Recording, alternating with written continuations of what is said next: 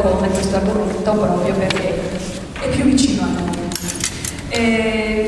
Da gennaio sarà un altro nostro tema che svolgeremo, e invece ci sono le luci ma anche le ombre del mondo antico, per cui, come avete già visto, penso che molti di voi hanno un po' la cartolina come promemoria, ci sono degli altri argomenti e la nostra programmazione è sempre una volta al mese. Penso che ormai più o meno tutti ci conoscono, noi siamo CRG, che è un gruppo di volontariato di archeologia che lavoriamo da anni qui a Vicenza. Solitamente le nostre riunioni le facciamo presso la sala conferenza del Prodi, ormai da tantissimi anni, solo che da un paio di anni collaboriamo, oltre che con l'assessorato alla partecipazione, che già da anni collaboriamo per la nostra consueta attività, mentre da 2 anni, come dicevo, collaboriamo con l'assessorato alla cultura e i musei civici, tanto che appunto facciamo le conferenze qui alla domenica pomeriggio, che è un nuovo programma per noi rispetto alla nostra consueta attività. Quindi ringraziamo naturalmente il museo e gli assessorati vari che ci sostengono e ci permettono di fare queste conferenze, e dall'altra parte il nostro impegno è molto molto grande nel cercare sempre di più di programmare per la cittadinanza, prima di tutto per i nostri soci e di conseguenza poi per la cittadinanza, degli argomenti di interesse comune e naturalmente soprattutto riferiti all'archeologia. Il prossimo quindi appuntamento sarà in gennaio e quindi ci vedremo il 14 gennaio con la prima conferenza dedicata ai giochi e alle feste del mondo romano. La nostra relatrice sarà Francesca Vinci. Adesso passo la parola a Valentina Tolerso, che è la nostra socia, parte del direttivo, che presenterà il relatore, che ringraziamo anticipatamente per la sua disponibilità, e Valentina mi darà delle notizie più precise, così cominciamo già a conoscerlo meglio. Grazie e buon ascolto.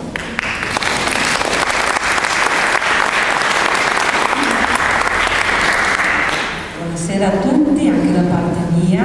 Io ho il piacere di presentarvi l'ospite di stasera. Stasera è qui con noi Luca Zaghetto, archeologo, amico, un archeologo che posso dire, possiamo definirlo anche veneto, in tutti i sensi, patanino ma anche vicentina, adesso scoprirete anche perché. Luca si è sempre dedicato alle culture protostoriche dell'Alto Adriatico, in particolare alla iconografia. Dicevo vicentino perché? Perché Luca ha collaborato con il Museo Naturalistico Archeologico di Vicenza per uno studio molto interessante sulle lamine figurate del santuario contiguo di Piazzetta San Giacomo di epoca pre-romana e romana, proponendo uno studio innovativo appunto su queste lamine paleovenete, basato sul pieno utilizzo di tutte le valenze informative che le immagini rappresentate possono offrire. E anche con questa analisi, penso, oggi lui ci parlerà in particolare della situla Benvenuti di Este, ma non solo, e poi ce lo svelerà più tardi, in una conferenza dal titolo L'arte delle immagini degli antichi veneti, tema che viene anche sviluppato in questa sua ultima pubblicazione, che con grande orgoglio per lui ma anche come amica è stato recentemente presentato alla Sapienza a Roma ed ha riscosso grande successo anche a livello universitario, non solo tra i presenti. E questo libro appunto si intitola La situla Benvenuti di Este, il poema figurato degli antichi veneti. Luca un attimo fa mi ha svelato che lo stendardo del museo di Este è stato recentemente modificato utilizzando proprio il titolo di questo suo volume. Per chi fosse interessato, il volume sarà anche in vendita lì, in caso per chiedere anche la dedica all'autore stesso. Vi lascio alla conferenza.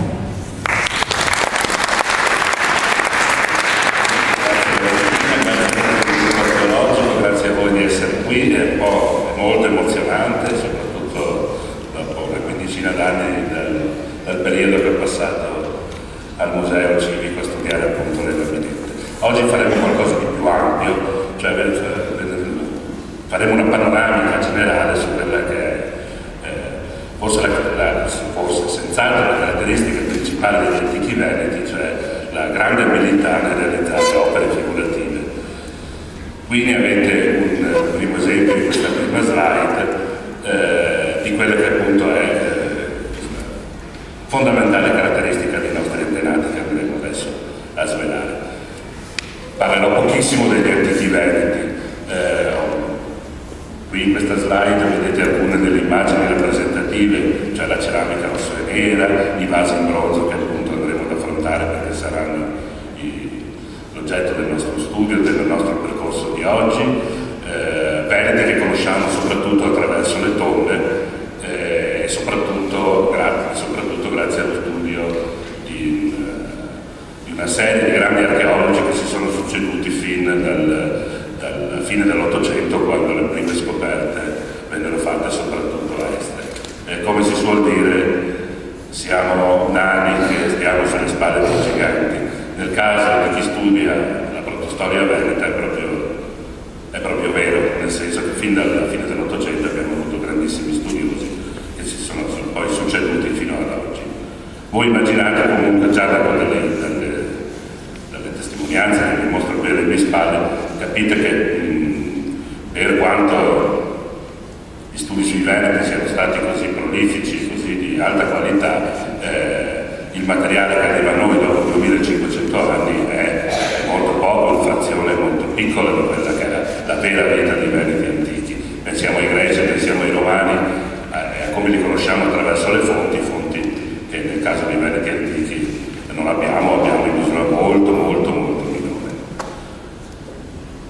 Allora, quando parliamo di veneti antichi, tanto per dare un taglio cronologico, per dare un orientamento cronologico, parliamo di una cultura che sostanzialmente occupava l'area corrispondente al Veneto attuale e per un periodo ben preciso, diciamo grosso modo all'incirca fra il 900 a.C. e il 181, che usiamo come data convenzionale perché è il periodo l'anno nel quale i romani fondano Aquileia, cioè l'anno in cui in qualche modo passano oltre il territorio dei Veneti nella loro estensione. In questo scenario, diciamo, la fama dal punto di riferimento culturale, economico e quant'altro è data dalla popolazione, tra virgolette, degli Etruschi, che in realtà si tratta di una serie di grandi, importantissime e floride città che occupavano la parte dell'Italia centrale, sostanzialmente tirrenica, ma non solo, fino a Bologna vedremo che rimane un centro fondamentale in questo quadro storico, in questo scenario. Come tutti sapete, la tradizione vuole che i veneti derivino da Antenore. Antenore, scappato dalla guerra di Troia, risale all'Adriatico, sbarca nelle nostre lagune, è arrivato a Padova, fonda la città di Padova. Quindi la storia di quello che abbiamo spesso sotto gli occhi in questi giorni, cioè la storia di un profugo che arriva nelle nostre terre. Questo per dire quanti, è solo un piccolo esempio di quanti siano i punti di collegamento fra la storia antica e la storia attuale. La cronaca, quello che abbiamo sotto gli occhi. Qui vediamo un vaso greco con Antenore, purtroppo la testa tagliata, che in dialogo con Priamo, re di Troia. Una delle ragioni per cui faccio vedere questa slide, questa diapositiva, è che, come sapete, Roma ha una storia gemellaria. Enea scappa sempre da Troia e fonda la città di Roma, quella che poi diventa la Roma, la Roma. Questo perché di fatto sancisce una tradizione, attraverso una tradizione sancisce quella che poi sarà un tratto comune di queste due civiltà, quella di essere molto legate e spesso legate anche da un punto di vista militare, in quanto alleate per oltre un paio di secoli contro le invasioni galliche. Erano alleati molto fedeli i Veneti e i Romani. Vi dicevo, il tratto fondamentale della cultura veneta era grande cultura figurativa che andremo a vedere. Ma la cultura figurativa in tutta Europa ha una grandissima particolarità, e anche in questo i Veneti diciamo, sono consonanti con il resto d'Europa. Per tutta l'età del bronzo, cioè nel secondo millennio a.C., non abbiamo praticamente immagini, non abbiamo immagini naturalistiche, abbiamo solo disegni schematici che adesso andremo a vedere. Poi d'improvviso, attorno all'800 a.C., l'epoca in cui si formano peraltro le grandi civiltà, anche questo andremo a vederlo, abbiamo questa esplosione figurativa, e questo è un tratto che accomuna tutta l'Italia e una buona parte, diciamo, dell'Europa.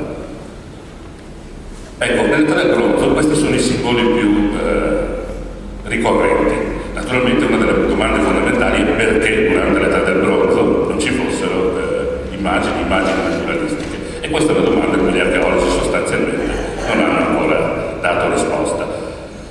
Una cosa che possiamo dire riguardo a queste immagini è che si tratta di immagini simboliche, non semplicemente decorative, ma con un valore molto preciso.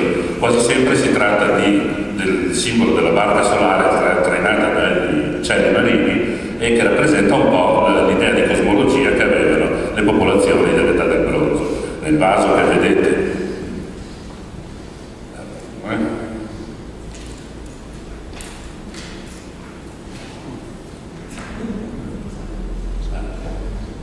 in questo qui, che è un disco d'oro per Gualdo Tadino vicino a Perugia, si vede chiaramente il simbolo della croce, che in questo caso è un simbolo che identifica i 4 angoli del mondo, i 4 punti cardinali, o i 4 punti, i 2 equinoziali e i 2 solstiziali, assieme a 7 soli, che sono probabilmente i 7 giorni. Quindi sono immagini fondamentalmente cosmologiche. Quelli che vedete in basso a destra sono tutti cappelli d'oro rinvenuti in Europa settentrionale, e che erano probabilmente indossati dai sacerdoti, che erano i depositari di questa conoscenza fondamentalmente cosmologica. Meraviglioso il carretto di Trundle, che è la rappresentazione del cavallo che trascina il sole, lungo ovviamente l'arco del cielo. Allora, vi dicevo, dopo 1500 anni di simboli così asciutti, abbiamo improvvisamente la nascita della cultura figurativa. I centri, nomino qui 2 centri perché vi invito ad andarne a vedere i meravigliosi musei: Verrucchio in Romagna, vicino a Rimini, e Bologna, che sono le 2, diciamo, in qualche modo capitali di questa esplosione figurativa, e che condividono con noi, con i veneti, ovviamente la vicinanza geografica. Verrucchio lo vedremo perché per delle ragioni molto particolari ha conservato quello che normalmente si perde, cioè i manufatti in legno e in tessuto, per cui potete ammirare le vesti dell'epoca e addirittura la mobilia che avevano i nostri antichi antenati di Verrucchio. E Bologna è una fioritura veramente fuori scala di monumenti, soprattutto monumenti funebri in pietra, come vedete, anche molto grandi, e soprattutto molto particolari, perché quasi certamente realizzati da artigiani venuti dall'Oriente, dal vicino Oriente e dal Medio Oriente. La terza filone per quanto riguarda questa esplosione delle immagini è proprio l'Alto Adriatico, il Veneto, e con questa particolare produzione artistica che adesso andremo a vedere, nota appunto come arte delle sigle. Per finire il quadro, diciamo, rappresentativo, il quadro, la cornice entro cui collocare i nostri antenati, vediamo che stiamo parlando dell'epoca in cui anche le altre grandi culture si stanno consolidando, si stanno dando una formazione stabile. Il 776 è l'anno in cui cominciano le Olimpiadi in Grecia, cioè l'anno in cui i greci finalmente si riconoscono come popolo unitario, perché è formato da città diverse, e si riconoscono appunto fra virgolette come nazione. Il 753 è l'anno della fondazione tradizionale di Roma, e via dicendo. La cosa importante da ricordare, da memorizzare, è quella fascia gialla che vedete, che è la fascia delle aristocrazie, cioè queste città nascenti, che ripeto, nascono, un fenomeno che comincia in Grecia, ma appunto arriva fino a noi, attraversa tutta l'Italia, arriva fino a noi. Queste città nascenti nel loro primo secolo e mezzo di vita sono dominate da figure di aristocratici, da figure di personaggi molto molto ricchi e che si parlano fra di loro anche a grandi distanze, scambiandosi beni di prestigio. Si chiama orientalizzante questo periodo proprio perché i beni dove vengono ricercati nella società dell'Oriente, dove ormai da millenni la ricchezza fioriva. E come vedete, assieme alla Grecia e assieme a Roma abbiamo la nascita delle nostre grandi città, come Perugia, vi dicevo, come Bologna, che è centro fondamentale, lo vedremo ancora meglio, e come Este. Bologna, con uno sguardo velocissimo per far capire qual era la scala di queste città anche nostre. Bologna è probabilmente una delle più grandi città italiane e una delle più grandi città del Mediterraneo centro-occidentale in questo periodo. Chiamava artigiani, abbiamo visto, dall'Oriente, ma aveva anche una ricchezza spropositata. Se guardate qui sotto, questo è una piccola campionatura di quello che è stato trovato all'interno di un gigantesco d'olio che conteneva 14.000 oggetti in metallo, in bronzo, 14.000 oggetti in bronzo che sono stati dimenticati perché li abbiamo ritrovati, fra cui 4.000 asce. Le asce venivano usate dai militari, anche se non fossero la metà, avevano eserciti spropositati. Non a caso poi a Bologna gli ultimi scavi hanno trovato cose eccezionali, tipo delle mura, che il legno, comunque la porta urbiche, le mura. Cioè, stiamo parlando di città veramente che cominciavano ad essere della scala delle grandi città dell'Oriente.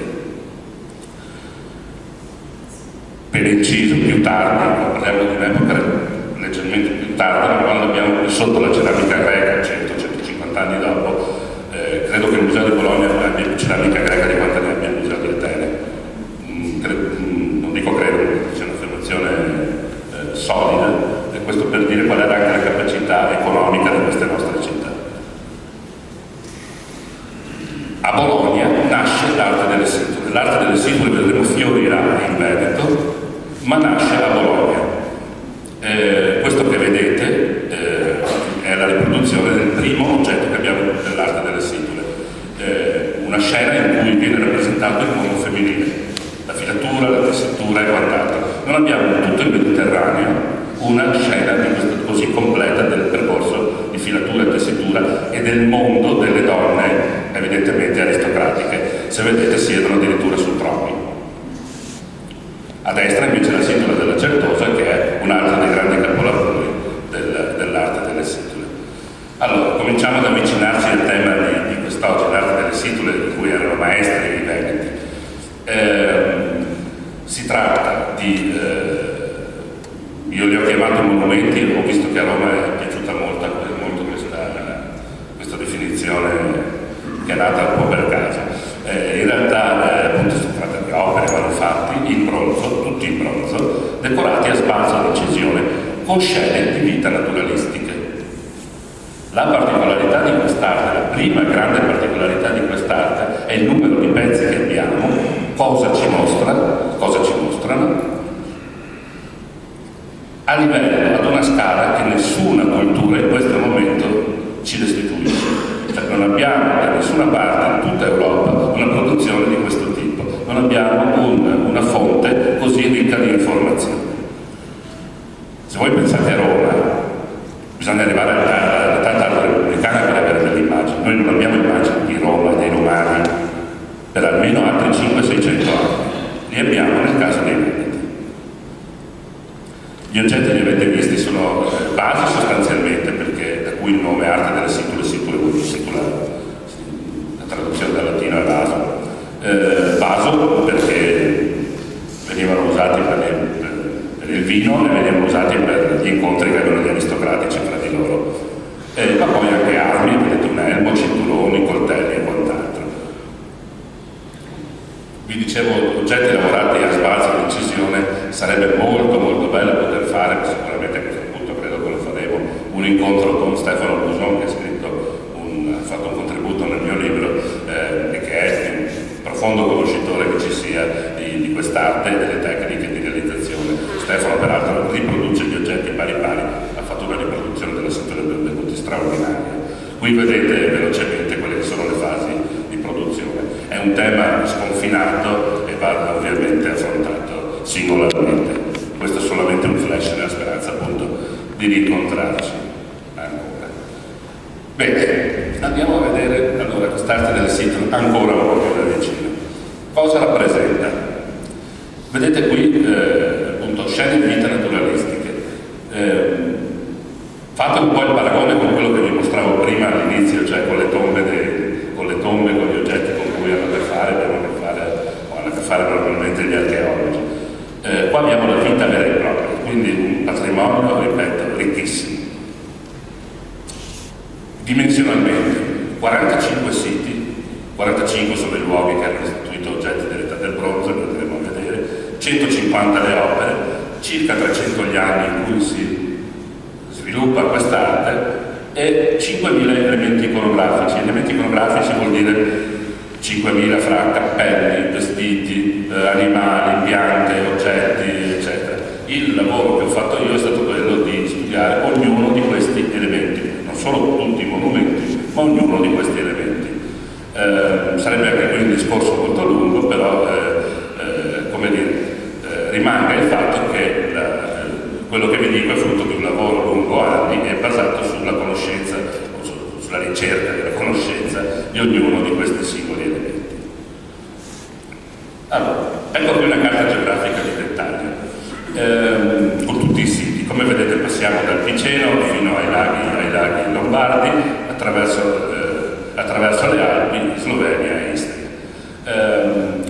Le aree colorate che vedete sono le aree, ogni area colorata rappresenta quella che era una zona di un popolo diverso. Chiamiamoli popoli per semplicità.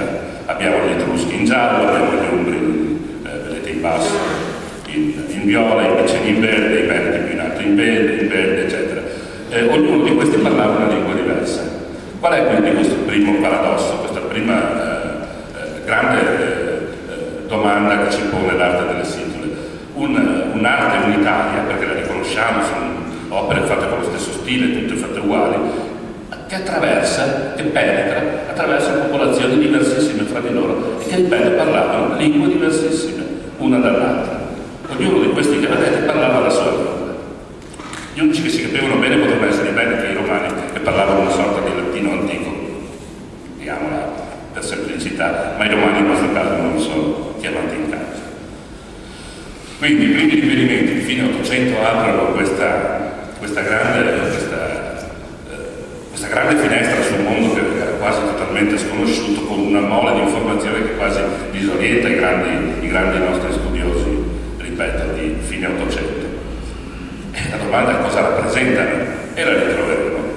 In realtà poi ci si perde dietro su chi sono i progenitori. Oggi possiamo dire che i progenitori in qualche modo di quest'arte che arriva già matura, già fresca, le prime opere sono meravigliose e dopo che un pochettino va via perdendosi, i progenitori sono i bronzi fenici.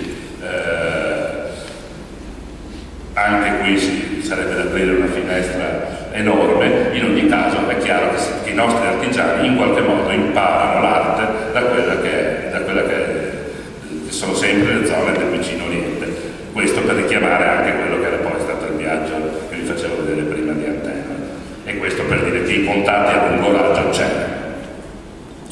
Allora, cosa rappresentano? Le domande fondamentali sono, cioè le risposte, le possibili fondamentali sono tre: scene di vita reale, fotografie di quello della vita dei Veneti antichi, miti, quindi tutt'altra cosa, cioè situazioni non vere ma immaginarie, oppure immagini del funerarie e dell'aldilà.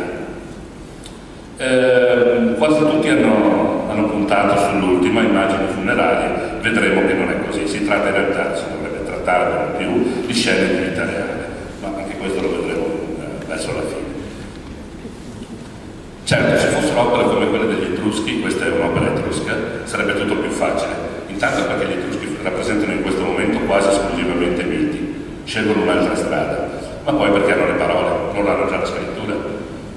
Questo, se vedete dietro ai due cavalieri abbiamo l'immagine del labirinto, è la storia di Teseo di Arianna, trasformata localmente perché c'è un'unione matrimoniale, due unioni matrimoniali che poi sono accostate a due troni e che quindi rappresentano probabilmente la discendenza reale di questi nuovi re, di questi nuovi aristocratici che abbiamo in queste nuove città. Però sostanzialmente è il mito di Teseo di Arianna. Idem per un'altra opera etrusca. Queste sono opere ceramiche, non su bronzo come le nostre, dove abbiamo l'episodio legato agli argonauti del trasporto del bello d'oro, e c'è Medea, c'è dentro che sta bollendo, e c'è la scritta di Medea troviamo l'iscrizione con scritto Medea sul protagonista femminile.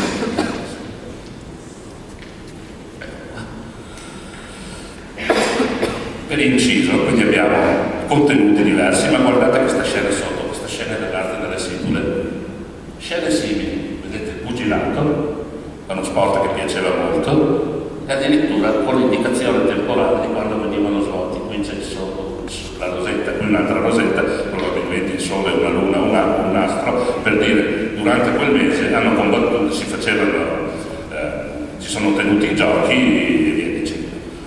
Quindi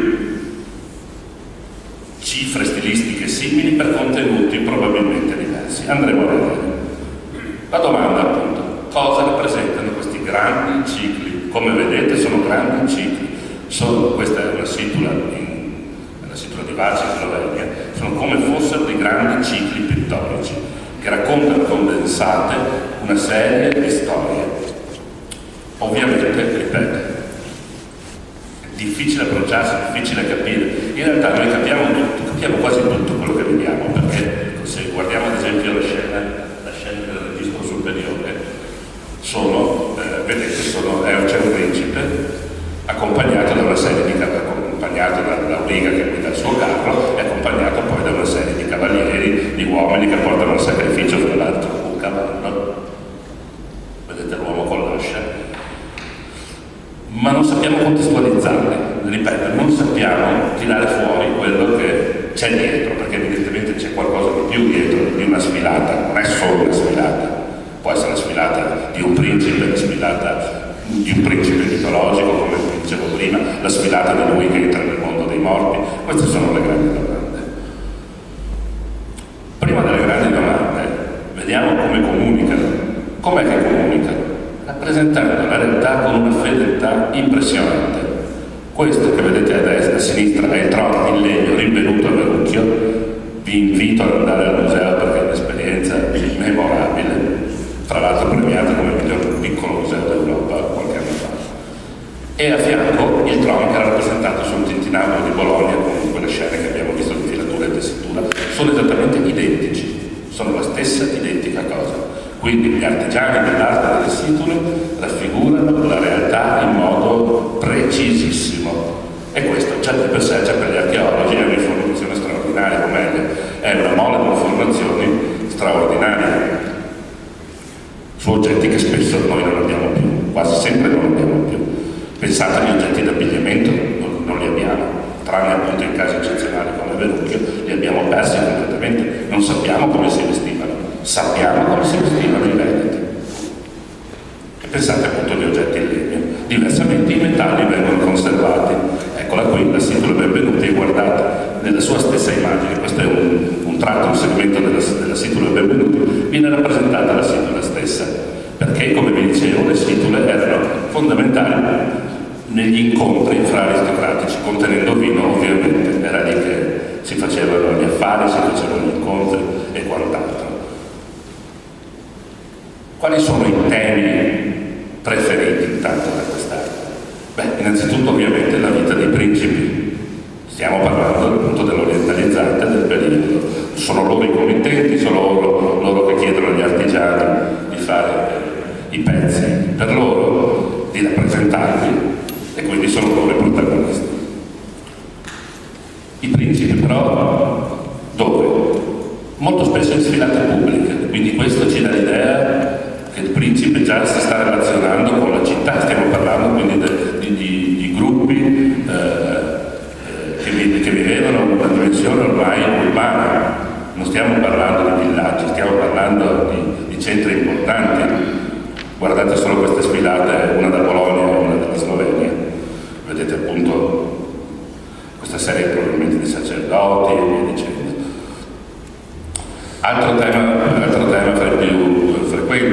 banchetto e la libagione, probabilmente con ospiti, dove appunto genti di gruppi diversi si incontravano, discutevano e probabilmente facevano affari. Dalle miniere del sale, dalle miniere appunto del salisburghese poteva arrivare il sale, dalle miniere del Trentino arrivavano i metalli, via dicendo. Quindi dobbiamo pensare alle nostre terre e al mondo alto adriatico in generale come a un ambito dove appunto questi commerci fiorivano. Se guardate la scena in alto vedete anche che un signore, una specie di inserviente che chiede al principe se gli piace quello che sta bevendo. Chiaramente questo ha fatto tirare fuori il vino di casa, tanto per capirci, per restare insomma coi piedi a terra. Ecco. Altro tema molto frequente è quello delle gare atletiche, perché come nel mondo greco le gare atletiche sono le gare in cui la città partecipa tutta, la città si riunisce. Gare atletiche, gare di pugilato soprattutto e gare di carro, come vedete più sotto. L'esercito, guardate che eserciti. Questa è una delle cose più toccanti, perché sicuramente a livello archeologico non possiamo renderci conto di quale poteva essere la scala degli eserciti, ma guardando queste immagini ne abbiamo ampia testimonianza. Anche qui sarebbe da aprire canali e canali su cui discutere. Il cosa da mostrarvi. Oggi cerco di sintetizzare ovviamente i temi più generali per darvi il quadro generale. Grandi temi della guerra. Qui vedete, si intravede una nave con rematori e uno scontro contro i militari che sono a terra. Questa nave viene dall'Esazio, in Istria, da un porto, ancora oggi un porto. Gli Istri, si sa, poi dai Romani erano famosi pirati. Ecco che anche loro adottano quest'arte e la trasformano raccontando le loro storie, che altre non potevano essere che storie di mare, che storie di pirati. Poi c'è la vita privata, questo è uno specchio femminile con la scena di matrimonio, la contrattazione che c'è fra la madre fra la madre di lei, probabilmente il padre di lui, per avere la dote dei 3 cavalli. Vedete, c'è il signore in alto che propone 2 cavalli e alla fine della trattativa la figlia esce dicendo la mamma ne vuole 3 e infatti portano i 3 cavalli con la luna piena, come era nella tradizione germanica e anche romana, di sposarsi con la luna piena e compiono il loro atto, stavo dicendo il sacrificio, il matrimonio, lapsus, evidentemente compiono l'atto con il padre che controlla se ha speso bene i cavalli. E infine il bestiario, che c'è una serie di animali che vengono dalla tradizione orientalizzata. Allora, apro una parentesi, visto il luogo che mi ospita oggi. Quest'arte finirà brevemente, molto brevemente, dopo 150 anni circa, grosso modo. Perché? Perché la città diventa davvero una grande città.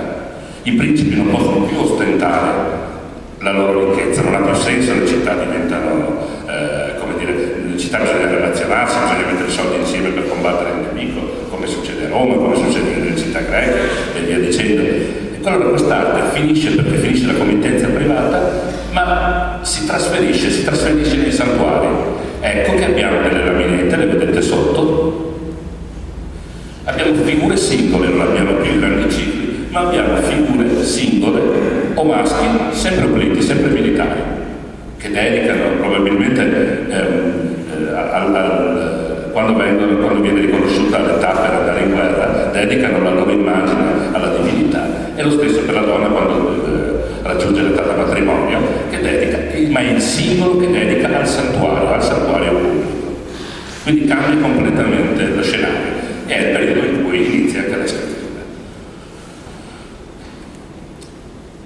Tutte le immagini maschili nei santuari, vi dicevo, sono tutte, il 95% di opliti di guerrieri. Stiamo parlando, come in Grecia, come a Roma, come in Etruria, di società guerriere.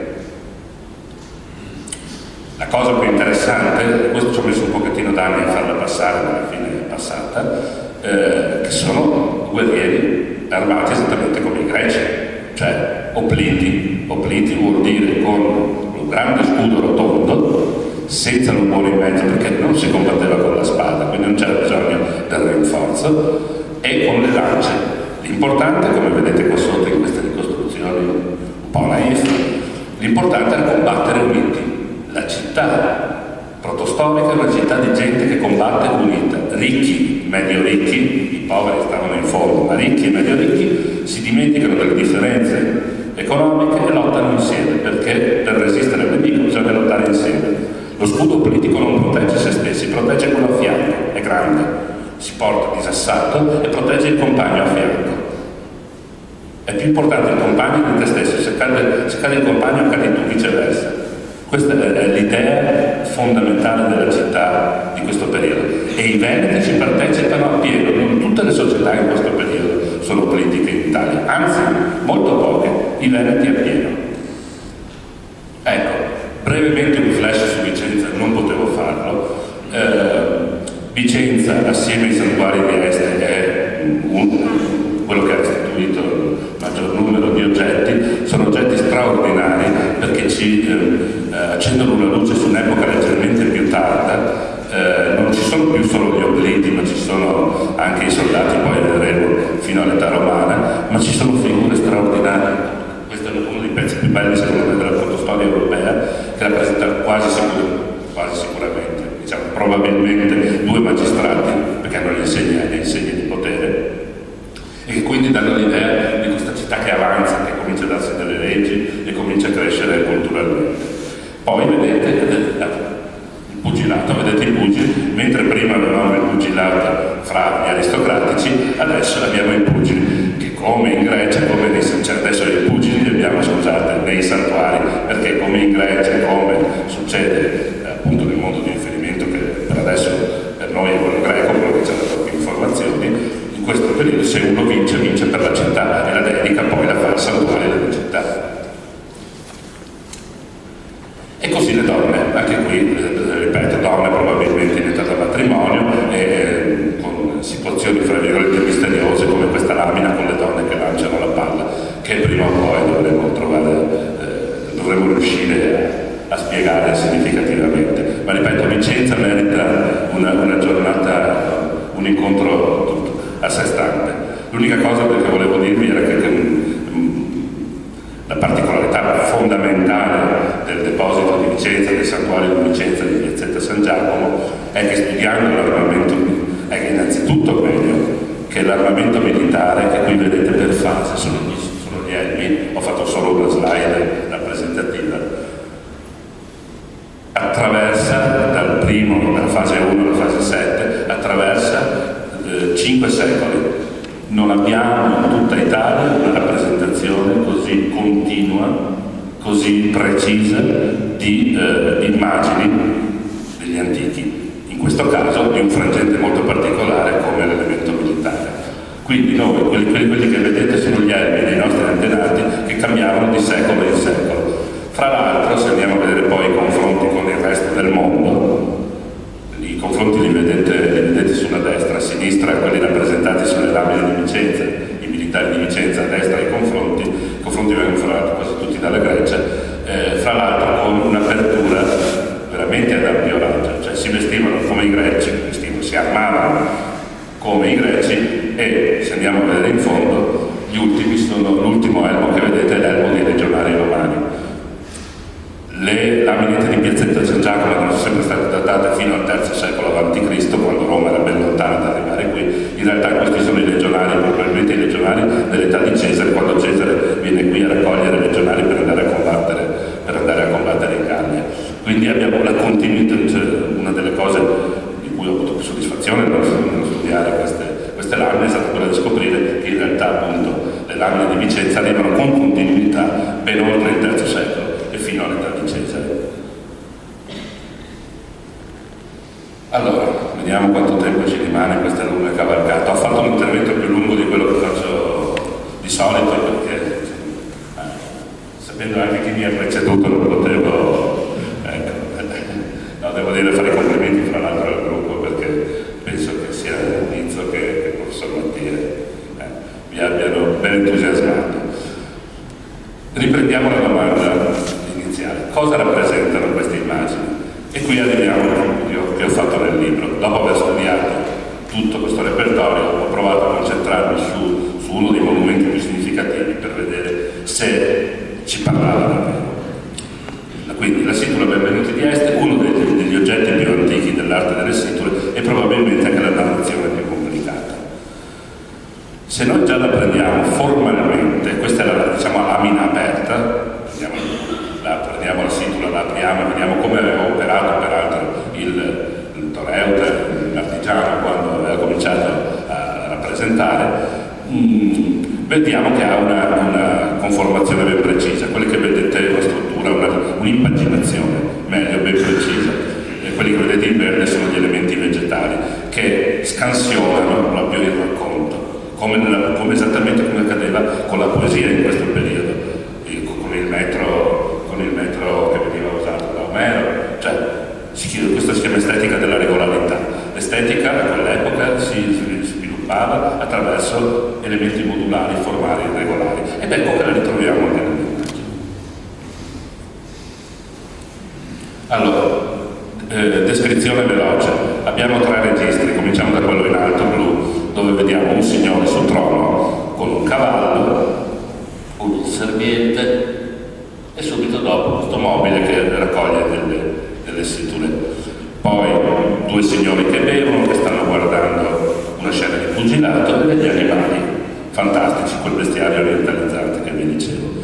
Seconda fascia centrale. Stranamente, in genere le fasce con animali vengono riportate sulla terza fascia, questa nella Situla Benvenuti. Stranamente abbiamo la seconda fascia tutta con animali e con un signore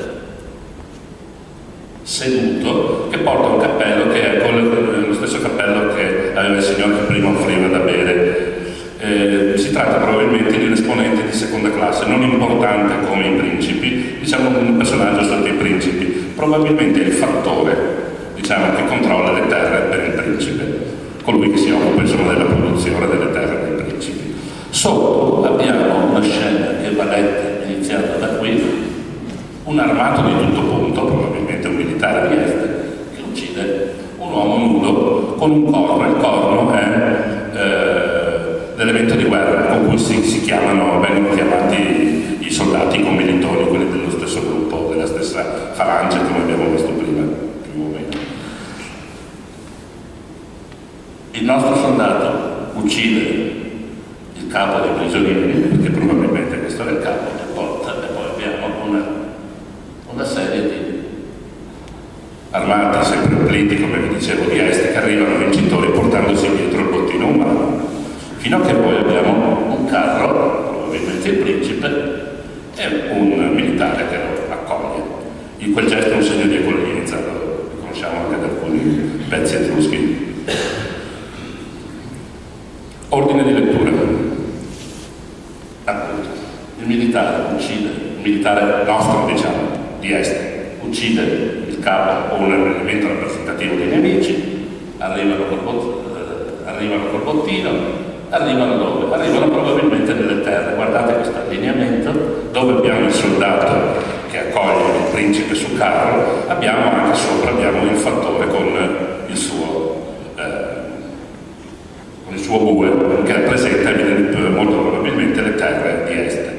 Quindi ci stanno dicendo sono rientrati ad Est, dopodiché sono rientrati vincitori, hanno fatto il signor principe probabilmente si è messo i suoi vestiti civili, fa qualcosa con questo cavallo, brinda, vedremo, fa una festa, si beve e si lotta.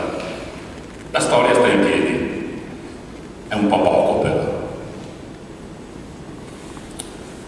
Allora intanto abbiamo un principe, quindi una situazione dove c'è un protagonista assoluto. Poi abbiamo gli Omoio e gli Opliti. Guardate come si distinguono dai prigionieri. I prigionieri sono nudi, sono con i capelli lunghi, mentre i nostri sono tutti rasati e hanno gli scudi piccoli. l'artigiano ci sta facendo capire, questi sono arretrati, noi lottiamo come i greci, noi abbiamo strumenti, un equipaggiamento avanzato, loro no, li abbiamo battuti. Un elemento importante del racconto è questo allineamento, il principe, il leone e il capo dei nemici. Lo traduciamo linguisticamente. Il principe, come un leone, ha sconfitto il capo dei nemici. Questi sono allineamenti che usavano anche gli Etruschi, cioè non stiamo inventando niente, stiamo prendendo quelle che sono le cifre narrative tipiche di quest'epoca. Allora, dove hanno combattuto questa battaglia? Due elementi non riusciamo, il linguaggio dell'immagine fa sempre fatica ad esprimere due elementi, i luoghi e i tempi. Non è connaturato nella forma espressiva del linguaggio dell'immagine, eppure noi luoghi e tempi li usiamo continuamente. I nostri verbi hanno sempre un tempo, se non avessero un tempo parleremo come degli idioti. Quindi immaginatevi non avere il tempo, immaginatevi non avere il luogo, deve esserci il luogo, deve esserci il tempo. Su questa base bastava essere un pochettino, ci ho messo anni, ma bastava essere un pochettino più lucidi, si sarebbe potuti arrivare prima. Abbiamo detto che questo signore rappresenta il fattore, anzi, vedete l'importanza dello stare seduti. Siamo andati in terra straniera dove lui era seduto, dove siede, c'è una radice indoeuropea linguistica che è sed, che è importante, che usano moltissime lingue. Sedere voleva dire essere proprietario, il seggio, il trono. Quindi il proprietario del trono, il re, è andato a sconfiggere colui che sedeva sulle sue terre. E queste sono le nostre terre, la nostra città, o meglio, l'agro cittadino. Questa è la città dove si svolgono le feste. Questo è l'agro cittadino dove si alleva e si coltiva. Poi comincia la terra, la selva, dove regnano le belve. Ma se le mettiamo in fila, queste, immaginatevi ovviamente la situla chiusa, il leone sta ghermendo il cervo di qua. Se prendiamo gli animali e gli diamo una rappresentazione non solo spaziale ma orografica, vediamo che rappresentano 4 ambienti diversi. Il leone, dicevamo, la selva, il cervo vive dalla pianura alla collina fino alla montagna, lo stambecco occupa l'alta montagna, il grifone altro non è che l'aquila, quindi le pareti rocciose, la sfinge è lo sapete, la sfinge di Tebe con il suo enigma, la sfinge stava sulla rupe, la sfinge è la sommità. Quindi i nostri antichi ci stanno dicendo, il nostro artigiano sta dicendo che l'antico esercito è andato dove risiedeva il nemico, al di là delle montagne.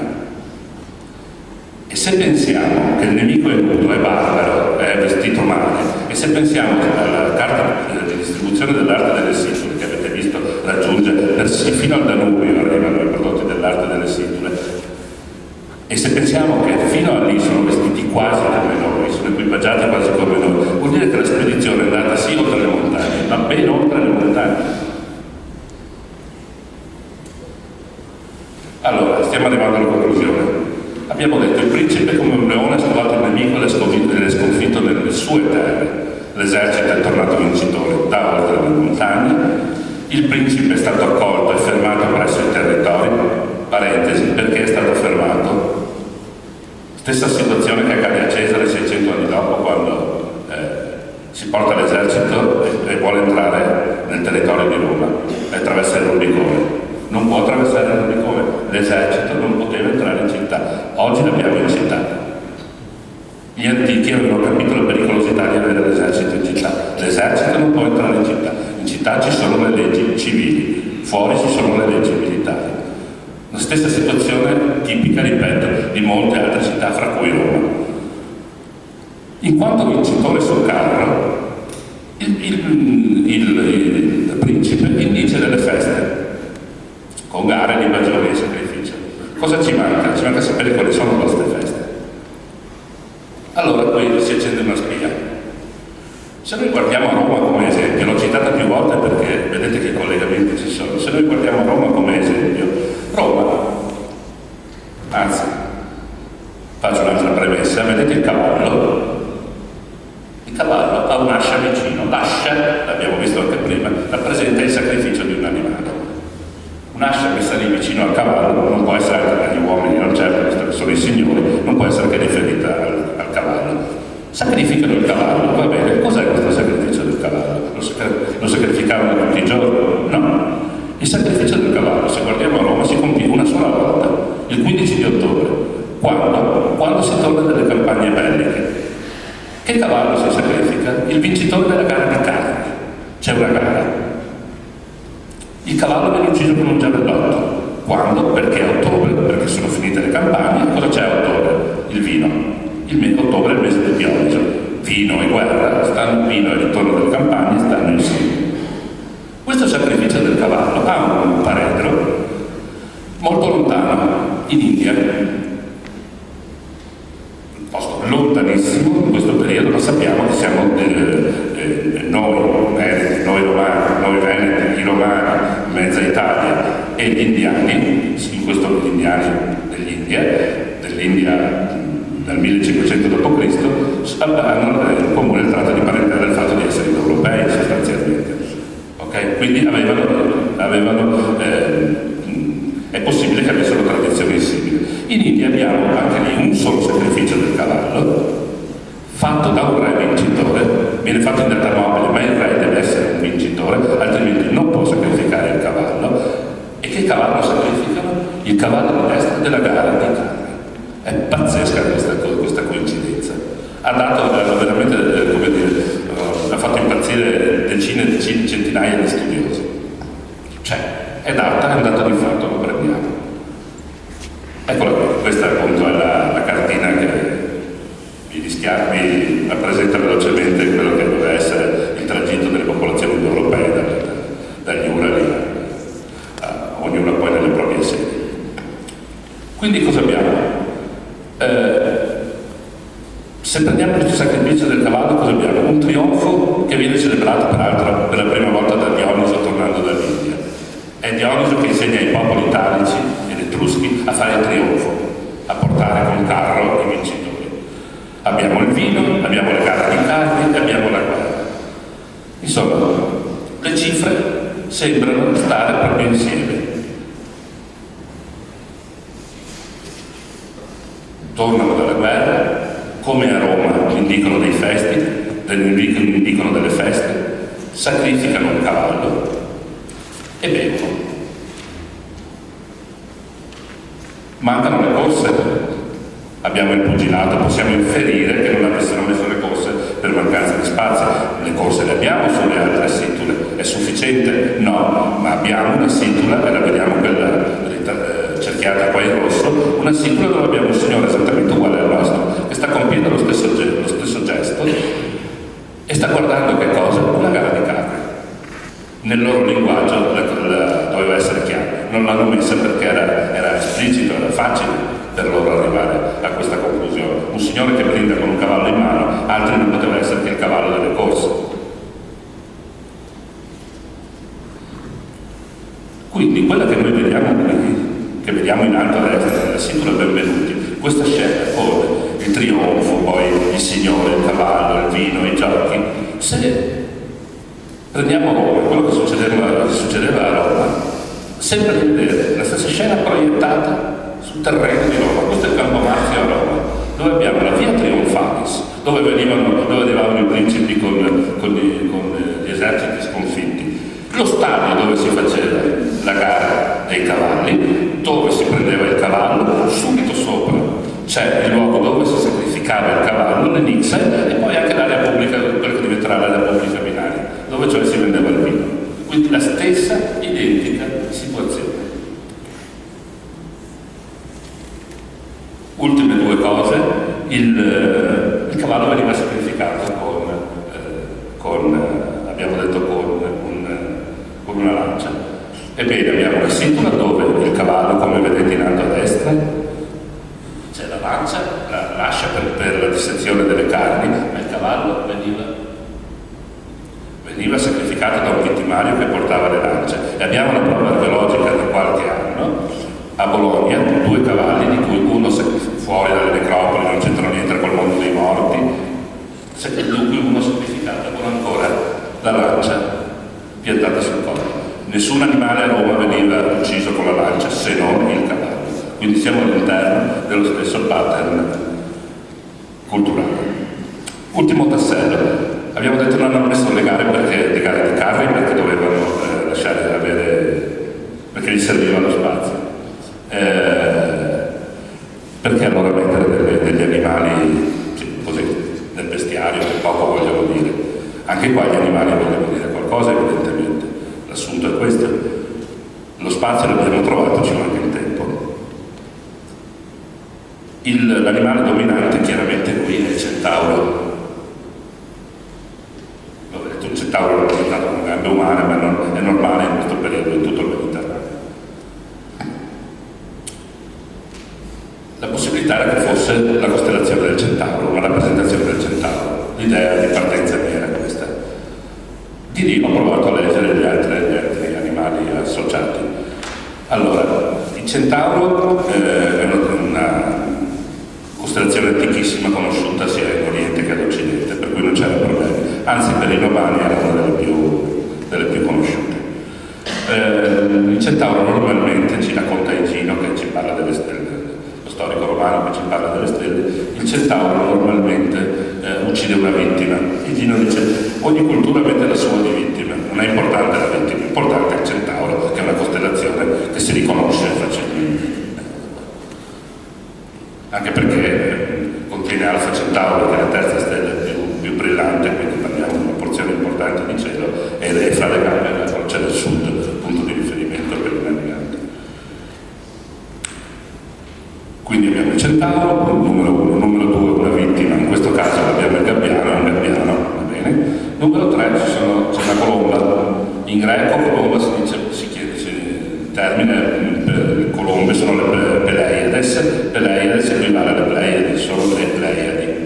La costellazione di 7 stelle, importantissima anche poi per l'antichità, è citata fin da Esiodo, dal secondo grande poeta greco. Quindi anche loro sono utilizzate per Esiodo racconta quando vedi comparire le Pleiadi, contadino vai a seminare, eccetera, appunto come riferimento temporale. Il quarto abbiamo la Sfinge che assieme al Sole, assieme alle vette, rappresenta anche il Sole. Quindi è possibile che abbiamo qui una catena di segni celesti. Celesti, per le civiltà antiche, segni celesti vuol dire soprattutto indicazioni temporali.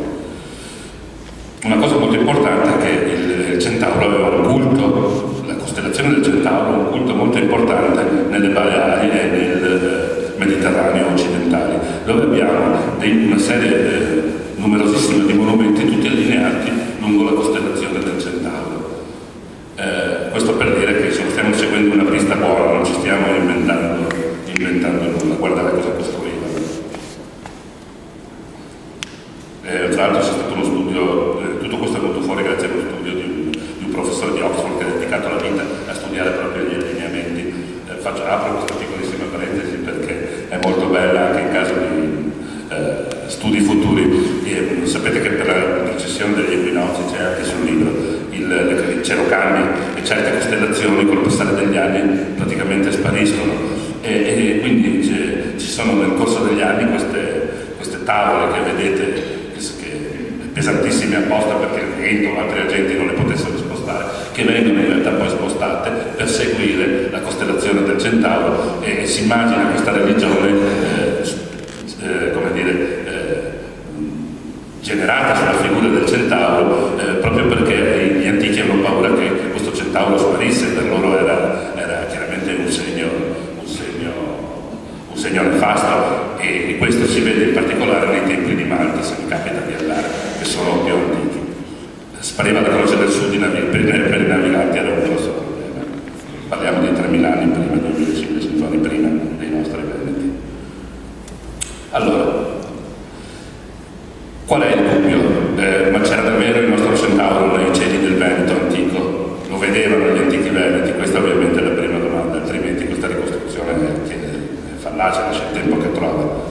Ecco allora la nostra ricostruzione. A destra, scusate, a sinistra, vedete il cielo di est attorno al 620 a.C., cioè l'epoca presunta di costruzione della Situla.